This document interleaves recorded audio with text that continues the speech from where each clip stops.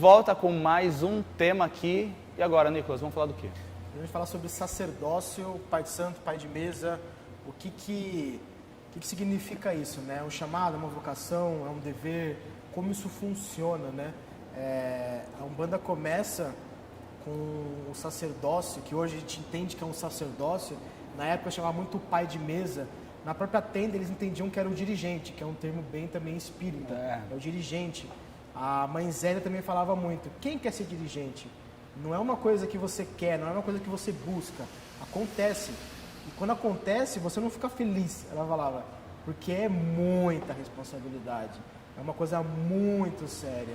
E hoje, com a expansão da Umbanda, você tem, hoje a galera, pai de santo, sacerdócio, enfim, você tem uma vasta infinidade de pessoas que estão à frente do terreiro. E aí a grande pergunta é, como foi que aconteceu isso, né? É um chamado, é uma vocação? Antigamente, na época do Zélio, ele intitulava, o caboclo intitulava quem ia ser da tenda, ele que direcionava. Com o passar dos anos, o próprio médium no desenvolvimento mediúnico, já ouvi vários casos de tá lá, o caboclo vira pro pai da casa e fala, agora meu filho precisa abrir a casa dele. E o guia-chefe fala, sim. Ou seja, tem uma... E quando incorporava, aquele médium falava, meu Deus, e agora? O que eu vou fazer? Porque entendia que existia uma coisa... É muito além de livro, muito além de conhecimento. É você ter a conexão real com a espiritualidade e saber lidar com ela, com as adversidades que tem no terreiro. A gente estava conversando agora há pouco sobre tantas diversidades que, às vezes, não é só espiritualidade. Você precisa lidar com pessoas. Então, dentro desse contexto, quero trazer a história do pai Ronaldo. Espero que todo mundo conheça o pai Ronaldo Linares, que é uma história muito marcante para a religião, deveria ser escrita em livro, propagada. No meu ver, ele é o maior expoente da religião vivo. É um senhor de 80 anos de idade. Pouco mais. Ele é a única pessoa viva que conversou com o pai Ronaldo, Zélio, porque ali já era muito nova, era criança, pai Zélio, pai Antônio e o caboclo das Cruzilhadas. É a única pessoa viva, ele é a esposa dele, que conversa. Olha o valor. Estiveram de frente com tudo aquilo que a gente está falando aqui. Recebeu instruções diretas do chefe. E eu quero contar essa história pra gente, porque ela é muito marcante, ela é muito profunda. Legal. E envolve uma conectividade espiritual de mediunidade do Zélio, mais uma vez, para variar, né? Pai Ronaldo, ele começa a sua caminhada na parte afro, né? Ele foi iniciado em Xangô, teve sua saída. E na época ele morava no bairro do Cambuci, em São Paulo, na capital. E ele montou o Ilê e não deu certo o Ilê. Ele falou, até quebrei a cara, enfim, foi... Eu tive a oportunidade de ouvir essa história num vídeo e presencialmente no escritório dele, onde atrás tem uma foto dele e do Zélio. Talvez o momento mais emocionante ali da minha caminhada espiritual foi esse momento. Então ele fala que ele quebrou a cara, ele ficou chateado e ele se mudou para Guarulhos uma ocasião. E lá ele tinha um amigo que era um barbeiro dele e ele estava com alguns problemas. Ele falou, Ronaldo, eu preciso ir num vanteiro de Umbanda. O Ronaldo falou, nunca fui, já ouvi falar e tal. Vamos comigo? O Ronaldo falou, vamos, vai. O Ronaldo chegou lá e totalmente diferente do candomblé, ele viu um lugar simples, até um pouco meio estranho, feio. Galera tudo de roupa branca, todo mundo meio simples. Ele até achou estranho, né? Porque tem um universo totalmente diferente. Aí ele viu o ritual acontecer, ele ficou observando e ele falou, tem um altar aqui católico. Eu tenho um ritual que mistura coisas afro-indígenas. Que é isso aqui, Que estranho. E aí ele tava lá quietinho na dele lá. E aí uma senhora negra, de idade, incorporou o preto velho. E aí o cambone dela veio até ele. E ela falou, qual o seu nome, Ronaldo? O preto velho quer falar com o senhor. Ele falou, preto velho? Ele olhou e falou, caramba, que estranho, né? Aí ele foi até o preto velho chegou e falou para ele assim, seguinte, com a voz do preto velho, vamos fazer a voz do preto velho aqui, né? Ele falou o seguinte, meu cavalo vai morrer. E a partir desse dia, eu vou ser seu guia. E era o pai Benedito, que até hoje tá com ele. Ele ficou assim, caramba, como assim? Eu não conheço isso, eu tô aqui, o que está acontecendo? Depois de um tempo, aquela senhora veio a a falecer. E o preto velho dele se tornou ali o guia hoje, que é muito conhecido. Sim. Enfim, isso é só o começo da história. E ele começou a frequentar a Umbanda. Falou, beleza, eu tenho um caminho aqui, eu vou trilhar. Só que ninguém conseguia explicar para ele o que era tudo aquilo. Como é que funcionava? Imagina, década de 70, o que está acontecendo? Como é que funciona isso? A literatura era muito confusa, ele falou que ele lia, ele não entendia nada. Ele falou, cada um fala alguma coisa diferente. Se você pegar a literatura de Umbanda, ela é assim. Imagina para a época, que era coisa fresca, né? E aí ele falou, tudo bem. Passaram-se alguns anos, ele tinha uma casa de artigos religiosos em São Paulo, e aí ele tinha um fornecedor no Rio de Janeiro, que ele ia uma vez por mês lá pegar a mercadoria. E aí um belo dia chega à mão dele uma revista, Gira de Umbanda, que está na capa, Eu Fundei a Umbanda. Aniversário de, se eu não me engano, 67 anos de Umbanda, se eu não me engano, tá? Ou 61, não me lembro agora. E aí ele falou, peraí, quem que é esse cara aqui? Leu a matéria, falou, cara, eu preciso conhecer esse cara. Falou com a esposa, eu preciso conhecer ele. Um dia a gente vai conhecer ele. Passou-se um tempo, ele foi no Rio de Janeiro, a mercadoria deu algum problema e ele ficou um dia sem fazer nada. Aí ele falou para a Norminha, que é a esposa dele, vamos lá conhecer o Zélio? Ela falou, vamos. E na época, a cabana de Pai Antônio, que até hoje, que é na Boquinha da Mata, é bem longe da onde eles estavam, 2h30, 3 horas. Foi lá, pegou todo o percurso, naquela época não tinha celular, não tinha e-mail, não tinha que ir no lugar. Ele tinha um endereço, ele foi indo perguntando, chegou num lugar onde tinha pouquíssimas casas, aí falou, perguntando a casa do seu Zélio ali e tal, ele chegou, bateu nada. Aí uma senhora atrás falou, quem que o senhor procura?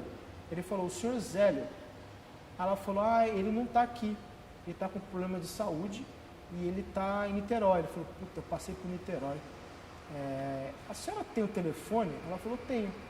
Ele pegou o telefone, ele não falou nada para ela, quem ele era, o nome dele, nada. Pegou o telefone, voltou para Niterói, chegou numa farmácia e pediu. Ele falou, até ele fala, é a primeira vez que eu usei a minha carteira de jornalista. Nunca mais usei. Ele falou, sou jornalista, eu posso usar seu telefone? Aí a pessoa falou, posso. Aí até a galera ficou meio em volta, que é crime e tal. Aí ele deu uma desbaratinada lá, aí ele discou. E quem atendeu o telefone foi a Lígia, que hoje está na frente do trabalho. Uma criança. Aí ele, por favor, o senhor Zélio está? Aí uma criança, mãe, quero falar com o vô. Aí quem pegou foi a Zilmeia, pegou o telefone e falou, alô? Ele falou, eu sou um jornalista de São Paulo, não falou o nome dele. Sou um jornalista de São Paulo e eu gostaria de entrevistar o senhor Zélio. Aí ele falou, ela não tampou o bucal, né? Ela só tirou e falou, pai, tem um homem querendo entrevistar o senhor. E aí ele ouviu do Zélio falando, eu sei, filha, pode falar pro Ronaldo vir, que é ele que vai contar a minha história. Forte isso, cara. Profundo. É muito profundo. E naquele momento o pai Ronaldo, ele travou, ele falou, que isso, eu nunca falei meu nome para ele. E aí ele desligou. E aí quando ele chegou de novo, ele bateu. Aí a filha dele abriu e aí ele falou, eu sou o Ronaldo. Ela falou, meu pai já estava esperando você há um bom tempo. E aí ele chegou e aí ele conversou com o Zélio. E quando ele chegou para conversar com o Zélio, o Zélio falou para ele, eu sei o que você veio buscar aqui. Eu sei as suas dúvidas. Eu sei que você tem... A sua dúvida é por que a gente tem um altar católico, porque o nosso ritual é assim. Todas as dúvidas do pai Ronaldo, o Zélio já estava ali. O caboclo já tinha avisado ele. E ele estava com quase 70 anos ali. Então, a mediunidade do pai Zélio é fantástica.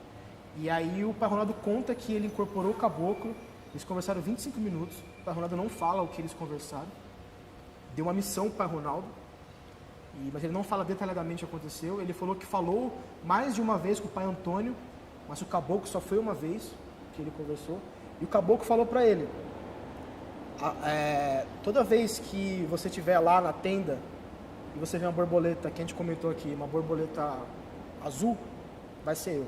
E aí o pai Ronaldo relata que várias vezes ele foi lá e era de noite e ele vinha uma borboleta pousar, ou seja, ele queria mostrar que ele estava lá. Então, olha essa missão. Não era um querer, não era um eu quero isso, eu acho bonito isso, não. Eu preciso fazer isso. Totalmente. É uma condução espiritual a uma missão. A gente sabe que o Pai Ronaldo é um dos ícones como o Zélio, como outros que são pessoas que abarcam milhares de pessoas. Desde das missões macros até as minis, que são os pais de santos e mães de santos que hoje conduzem terreiros pequenos de 5, 10, 15, 100 pessoas, tem essa missão. Mas todo médium deveria se perguntar isso, né? Que acredita que tem essa missão, ou como essa missão foi transmitida para ele, de abrir uma casa.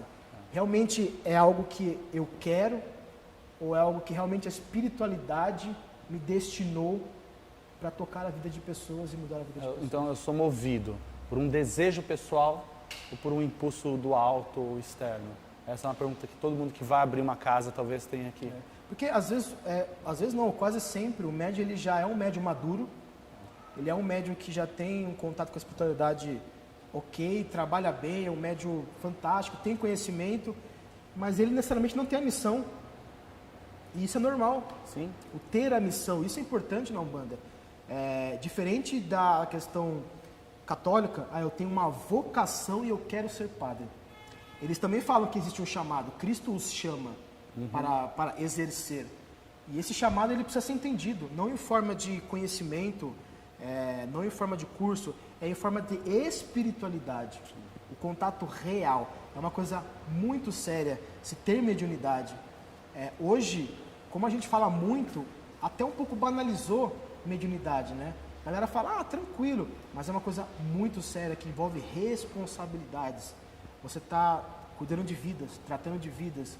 E isso precisa ser entendido como não uma coisa que tenha que ter medo, mas tem que saber o real responsabilidade que aquilo tem nas nossas vidas.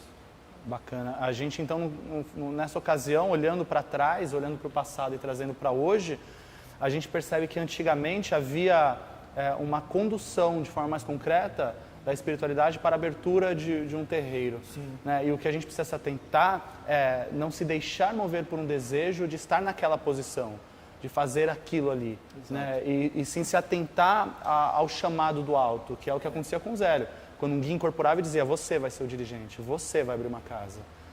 E esse é algo que a gente precisa se apegar de fato para não se perder na essência da religião. Sim, e acabar não estar na posição muito mais para alimentar uma vontade pessoal, um ego, do que necessariamente para mudar vidas, né? Uma das maiores preocupações do Zélio, que a neta dele falava, era a questão do ego e da vaidade do médium. Ele batia muito nesse ponto. Falava o quanto era importante, mas falava, sempre ressaltava, cuidado. Porque, querendo ou não, você mexe com vida, nós somos seres humanos, nós somos aptos a errar. E às vezes, nossa, aconteceu um milagre. Putz, e é o meu guia que fez isso. Isso pode ter tantas complicações. E o Zé era um cara tão puro, tão como todos os outros também, que a gente conta na história, que tinha um propósito tão plural, tão singular, desprendido da necessidade totalmente. do reconhecimento ou do certo poder que ele teve. Que ele teve, mas ele era desprendido de certa maneira disso. O Pai Ronaldo até cita quando ele viu pela primeira vez o Zélio, ele ficou chocado porque ele falou, nossa, parece Chico Xavier. E até a foto que ele tem lá é muito parecido. O óculos, ele era estatura mediana, bem magrinho, sereno. Não estou querendo traçar paralelos aqui, mas você vê que a postura de estou servindo a algo maior é diferente de eu estou fazendo, eu estou servindo a um propósito que está muito além de mim, do caboclo, é algo muito maior. Incrível, Nicolas. Incrível. Então a gente encerra esse tema aqui, né? Um tema que acho que daria para a gente falar mais sobre isso e se emocionar com isso, porque eu acho que tem muita coisa por trás do Pai Ronaldo Linares, muita coisa por trás de tudo que está envolvendo o Zélio de Moraes. Bom, mas a gente encerra esse tema e vamos para um próximo, fazer o encerramento e poder falar um pouco desse legado. Legado, né? que é mais importante. O legado deixado por Zélio de Moraes para a nossa religião. Vamos lá.